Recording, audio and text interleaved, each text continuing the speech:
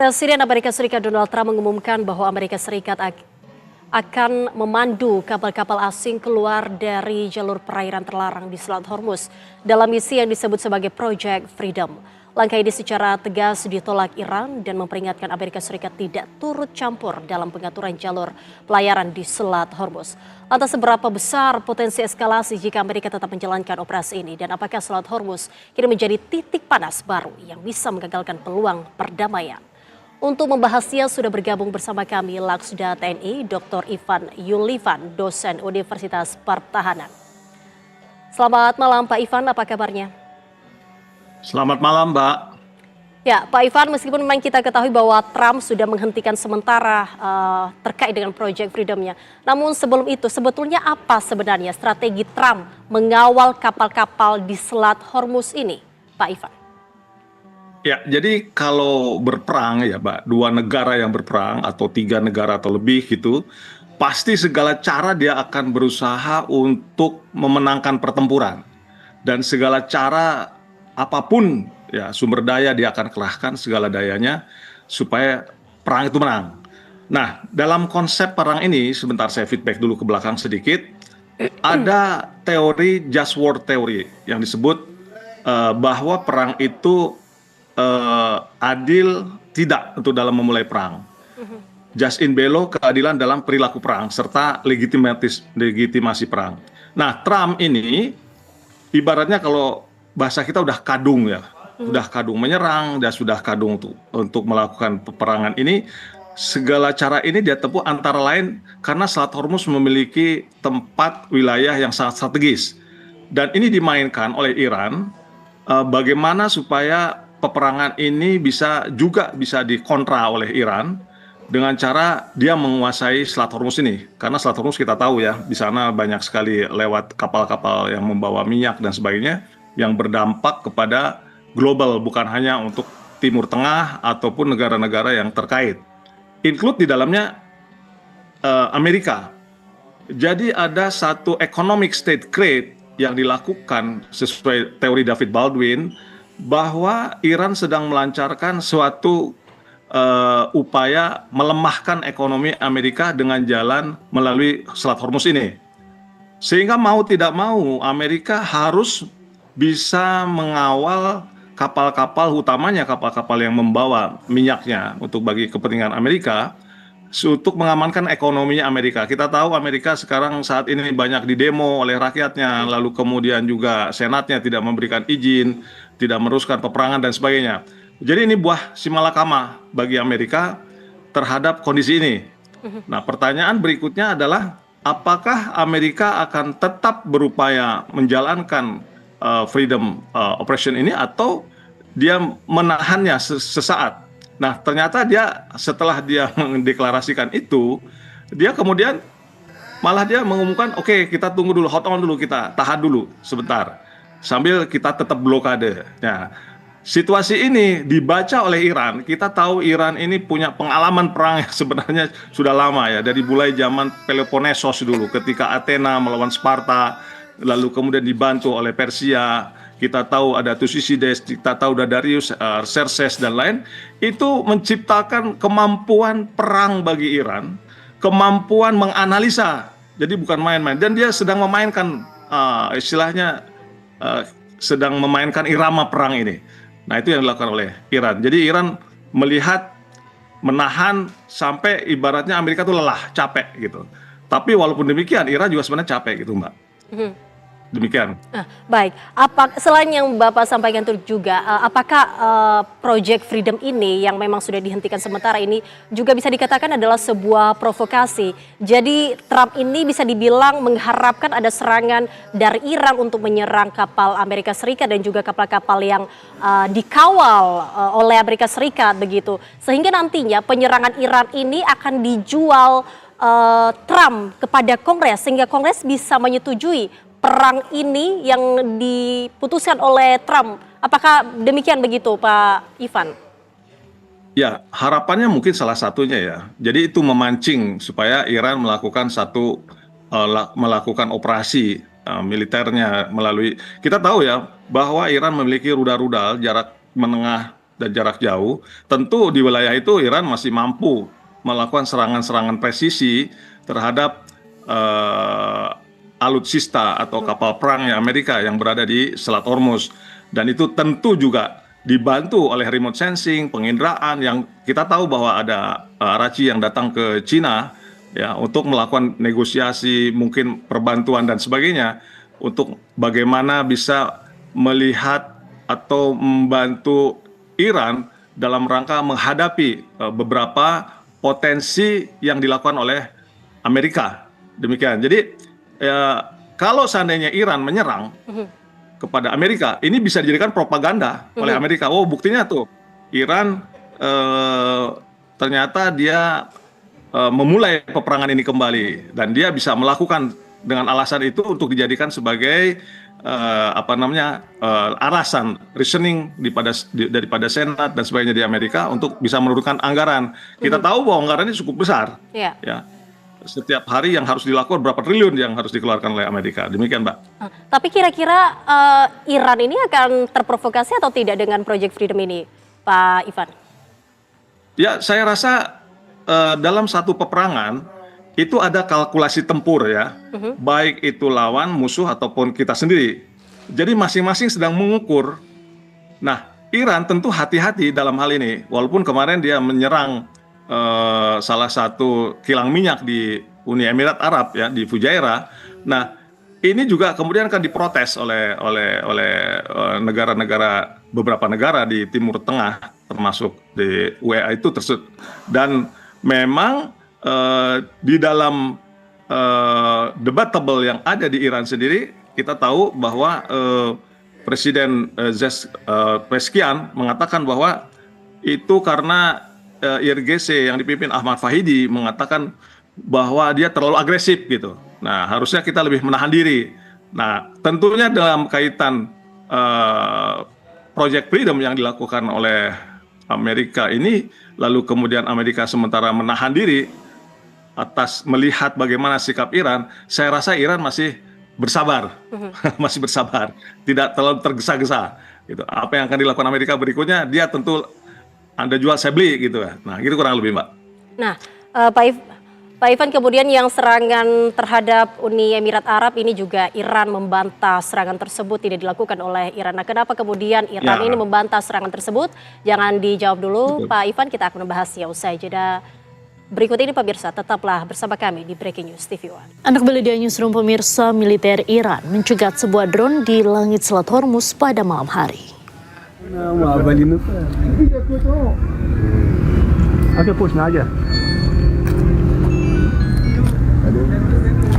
Drone tersebut ditembak jatuh oleh sistem pertahanan udara Iran di Selat Hormuz.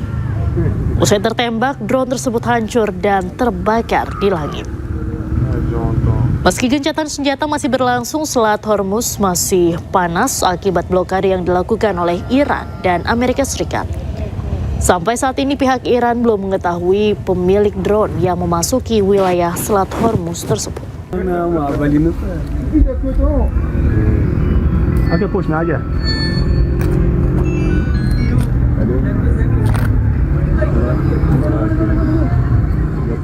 Pemirsa, Iran dilaporkan mengancam Uni Emirat Arab akan meluncurkan serangan jika tidak menghentikan persekutuan dengan pihak yang memusuhi Iran. Uni Emirat Arab sebagai tuan rumah pangkalan musuh dianggap berbahaya bagi perdamaian dan stabilitas regional.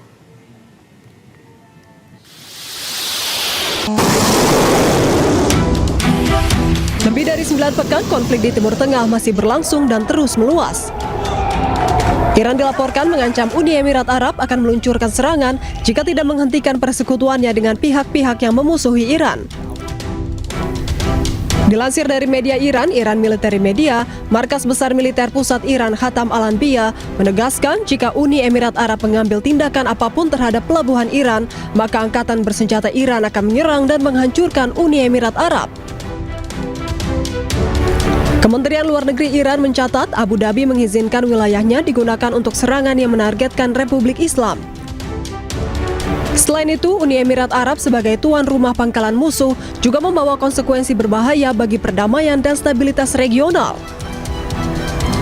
Diketahui Uni Emirat Arab dan sejumlah negara regional lainnya termasuk Bahrain, Qatar, Arab Saudi, Kuwait, dan Yordania mengizinkan wilayah mereka menjadi landasan peluncuran serangan ke wilayah Iran sejak agresi pada 28 Februari hingga 7 April. Iran pun membalas dengan meluncurkan serangan terhadap target-target AS dan Israel di wilayah tersebut. Hingga kini konflik antara Amerika Serikat, Israel, dan Iran di Timur Tengah belum kunjung mencapai perdamaian.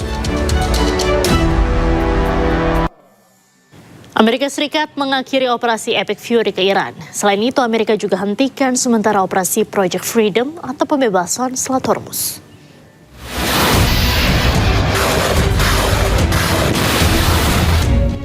Amerika Serikat resmi akhiri operasi tempur Epic Fury di Iran. Menteri Luar Negeri Amerika Serikat Marco Rubio mengatakan operasi militer tersebut selesai karena semua tujuan utama telah selesai dan akan fokus pada pembebasan Selat Hormuz.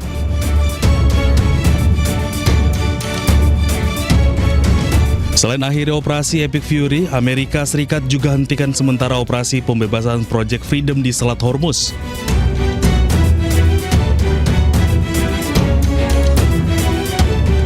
Penghentian sementara berdasarkan permintaan Pakistan dan beberapa negara lain untuk memberi ruang bagi upaya penyelesaian kesepakatan damai dengan Iran.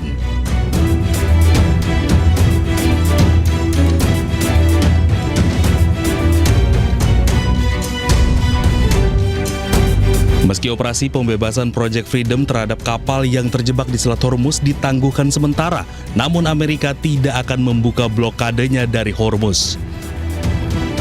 Padahal sebelumnya Menteri Perang Amerika Serikat Pete Hegseth memberi sinyal kesiapan penuh militer Amerika dan menyebut telah membangun kubah di atas Selat Hormuz.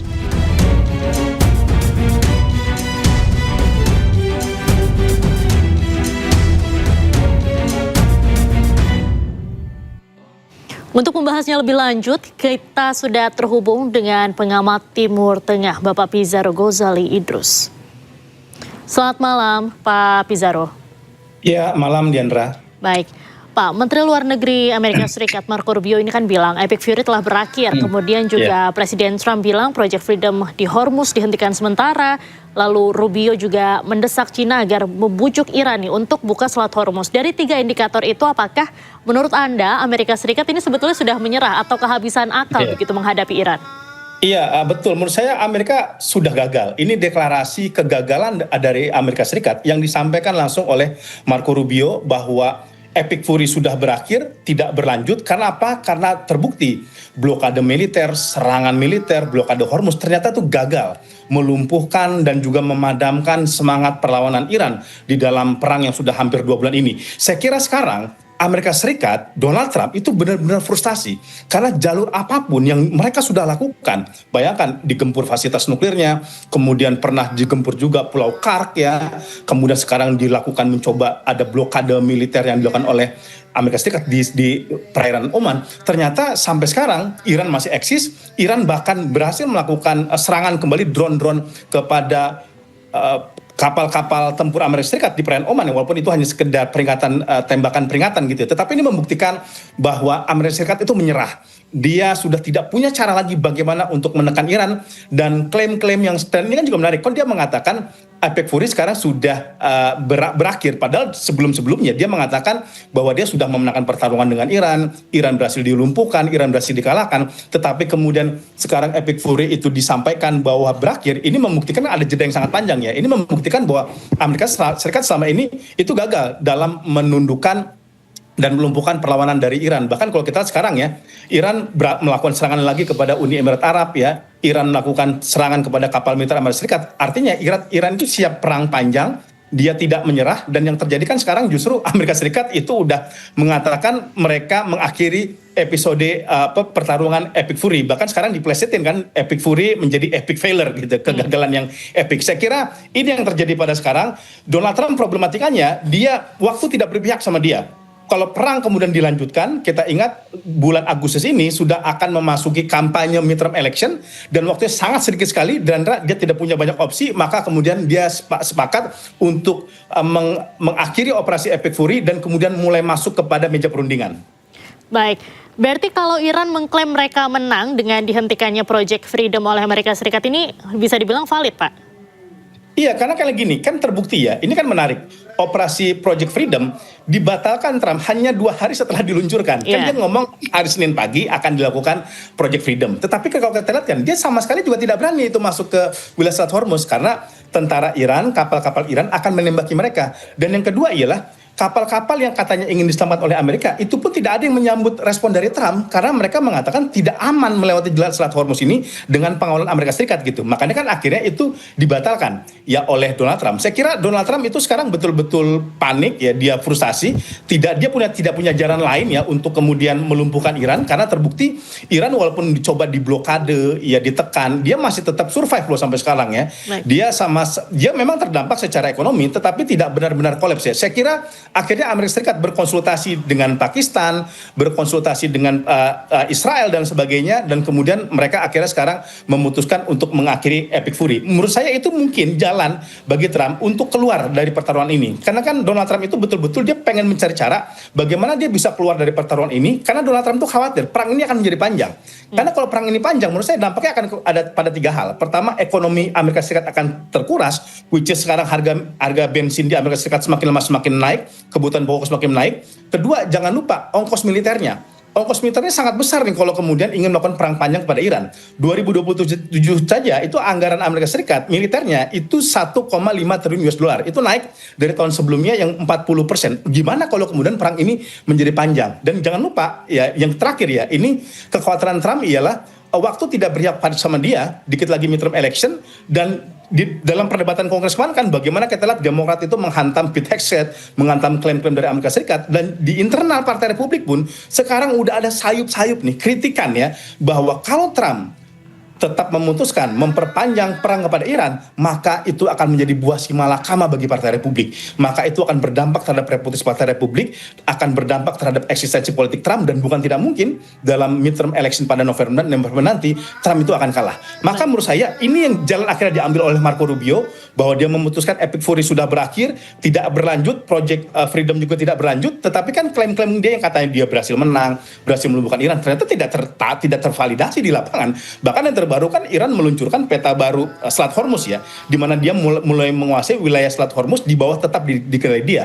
Dan kemudian dia juga masih tetap memegang fasilitas nuklir yang katanya kan kata Amerika Serikat ini menjadi salah satu syarat untuk kemudian diserahkan. Tapi sampai sekarang kita lihat ya, Iran mengatakan dia tidak menerima proposal Amerika Serikat. Jika Anda mau masuk ke negosiasi, Anda harus terima dulu proposal kami untuk mengakhiri peperangan dan juga mengakhiri pertempuran. Baik, Menlu Iran Arakchi ini kan melanjutkan kunjungan diplomatiknya atau safari diplomatiknya ke Cina. Sebelumnya sudah ke Pakistan, ke Oman, kemudian juga ke Rusia. Iya. Lalu menurut Anda eskalasinya ke depan akan seperti apa? Apakah kesepakatan ini bisa tercapai dengan Rusia dan Cina sebagai sekutu Iran ini bersedia menjadi mediator? Iya, saya kira kunjungan Arakchi bertemu Wang Yi dengan Cina, ini menurut saya ini upaya Iran untuk mengkonsolidasikan dukungan Cina kepada Iran. Karena kita ingat beberapa pekan mendatang atau mungkin bulan depan, itu akan ada pertemuan antara Trump dengan Xi Jinping.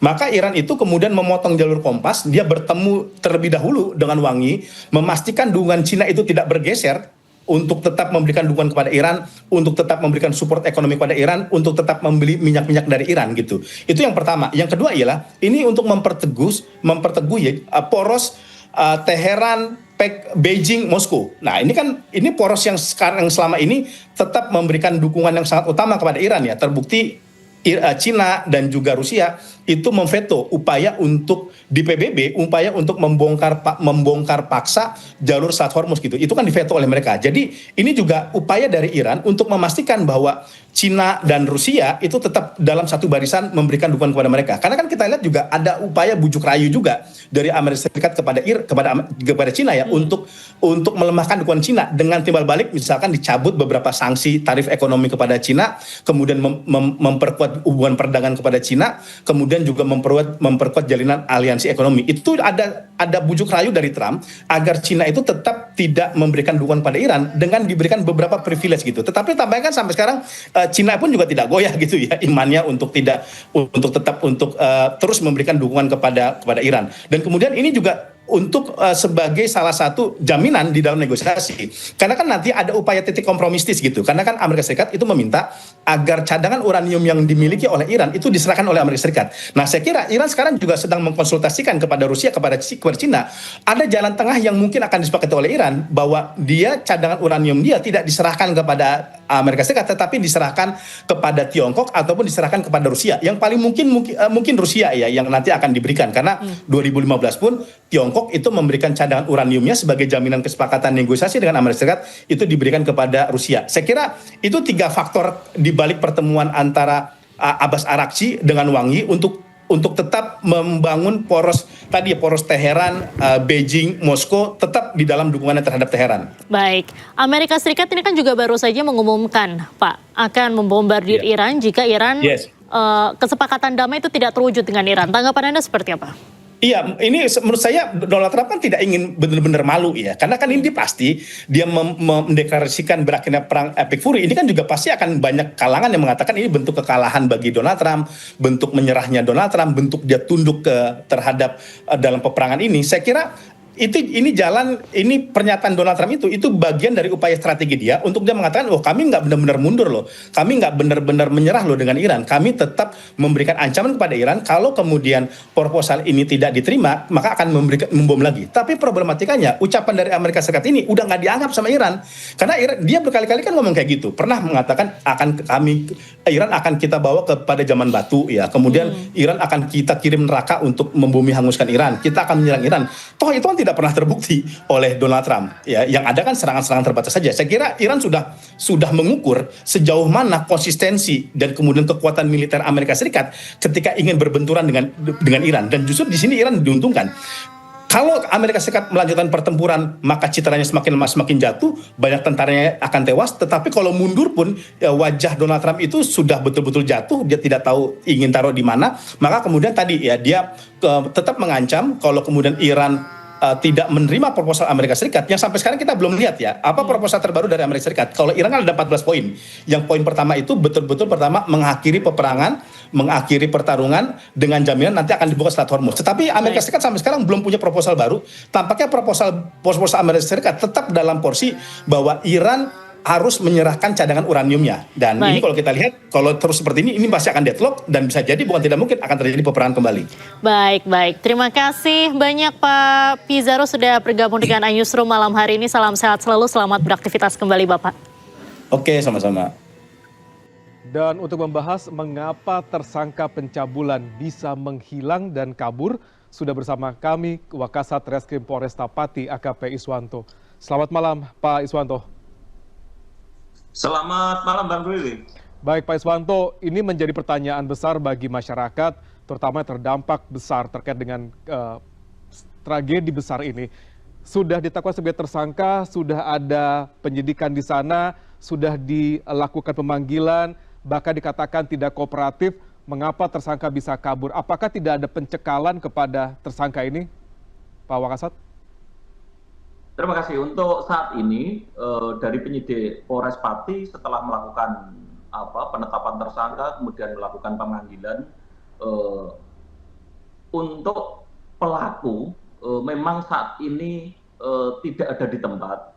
Kemudian dari langkah-langkah dari penyidik yang ada di lapangan, setelah kita lakukan pemanggilan yang pertama tidak hadir, dari penyidik sudah berupaya untuk mencari keberadaan pelaku. Tetapi saat ini pelaku tidak ada di tempat. Dalam arti bahwa pelaku saat ini dalam dugaan tidak ada di Pati. Demikian, Bang Ruli. Pak Iswanto, mulai dari tersangka ini ditangkap, kemudian dilakukan pemeriksaan yang tidak kooperatif dikatakan tersebut, berapa lama waktu hingga akhirnya polisi mengetahui bahwa pelaku tidak ada di lokasi? Berapa lama jeda waktu tersebut, Pak? Jadi pada saat kita melakukan pemanggilan, kita sudah komunikasi dengan pihak PH. Jadi dari pihak PH menyampaikan bahwa pada saat nanti pada saat pemanggilan yang pertama akan hadir, tapi ternyata tidak hadir. Pada saat itu memang dari pihak kepolisian tidak tahu keberadaan karena itu sudah ditunggu selama 1 kali 24 jam pada hari H tidak hadir. Demikian Bang Ruli. Baik, berarti memang belum ada pemanggilan secara resmi yang dihadiri ataupun pihak dari kepolisian yang bertatap muka langsung dengan tersangka ini ya Pak Iswanto ya? Belum ada sama sekali ya Pak ya?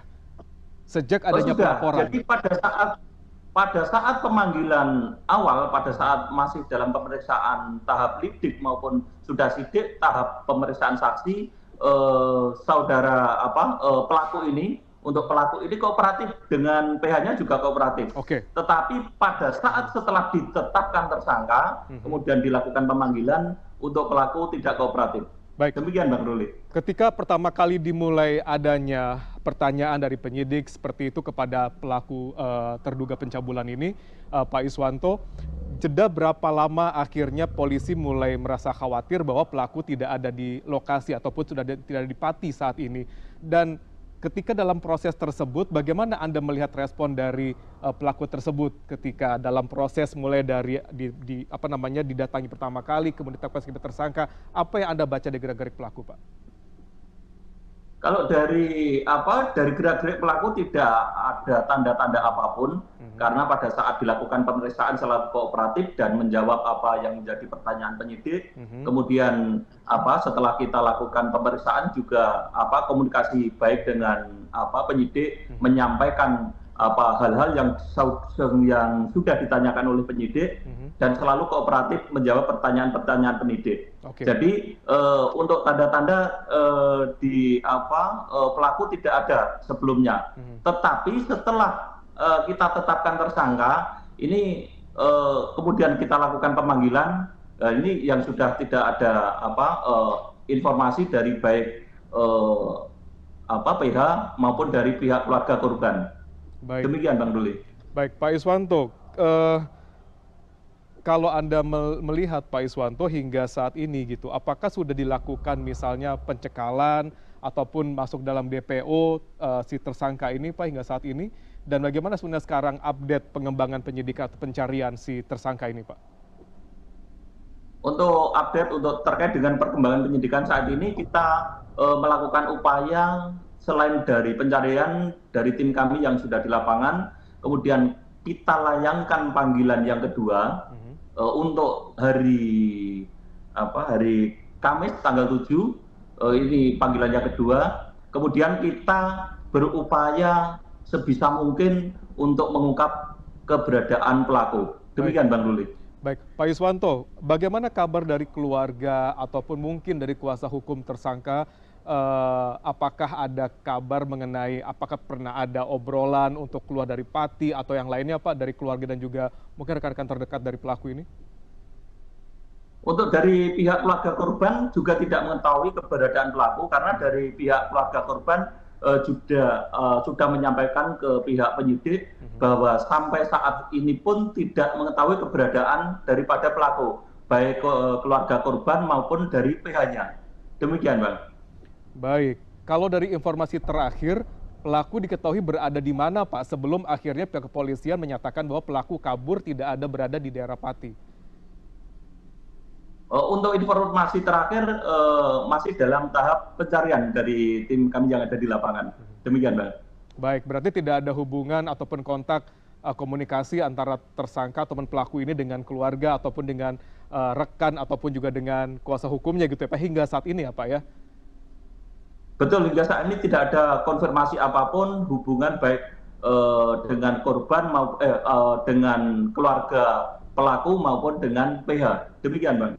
Baik, dan kira-kira sejauh ini dari rekan-rekan kepolisian dari Polresta Pati sendiri akan menyasar ke wilayah mana Pak sebagai bentuk misalnya antisipasi untuk keluar lebih jauh lagi dari wilayah misalnya Pulau Jawa gitu Pak?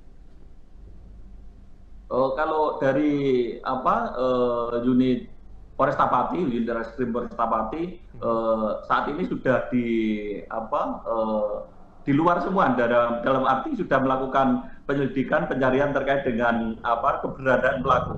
Untuk mungkin sampai keluar Jawa ini masih dalam tahap informasi masih di kami, intinya seperti itu. Baik, belum kita masih belum dirilis ya Pak ya. Baik.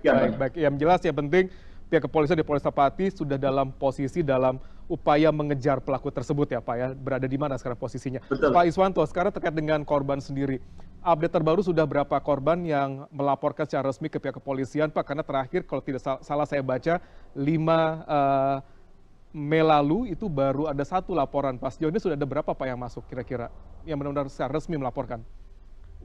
Untuk secara resmi yang sudah melaporkan memang sampai saat ini baru 1 pelapor dan 1 korban. Baik. Kemudian ada 5 itu adalah sebatas saksi. Dari 5 itu yang 3 tidak mau memberikan keterangan kepada penyidik dengan alasan karena tidak diperbolehkan oleh orang tua dari pelaku dengan alasan karena masa depan anak, bahwa anak tidak mau berhadapan dengan hukum. Demikian. Baik, Pak Iswanto, ini kan ada informasi bahwa korbannya itu santriwati ini berjumlah puluhan, Pak, gitu. Dan data yang didapat dari pihak kepolisian dalam proses penyelidikan hingga saat ini berapa sebenarnya jumlah korban dari pelaku ini, Pak? Saat ini kalau jumlah korban yang ada di Polresta Pati yang sudah mengadu adalah hanya 1 korban. Oke. Untuk kabar yang mungkin yang beredar di luar adalah 50 menjadi korban itu kita belum bisa mengkonfirmasi terkait data itu. Demikian, Bang. Baik, Pak Wakasat, menurut Anda sebagai penyidik, Pak, mengapa para korban-korban ini merasa takut untuk melapor secara resmi ke kepolisian? Apa yang mereka akhirnya benar-benar menarik diri untuk tidak melaporkan? Menurut kacamata Anda, apa yang terjadi sebenarnya oleh para korban santriwati di pondok ini, Pak? Kalau menurut pengamatan dari kami bahwa mengapa mereka tidak mau mengadu ataupun melaporkan, bahwa mungkin terkait dengan masa depan anak itu sendiri ataupun masa depan daripada keluarga baik yang menjadi korban itu sendiri. Demikian, Bang. Baik, Pak Wakasat, ada informasi bahwa laporan terkait dengan tindakan tidak terpuji ini sudah ada di tahun 2024.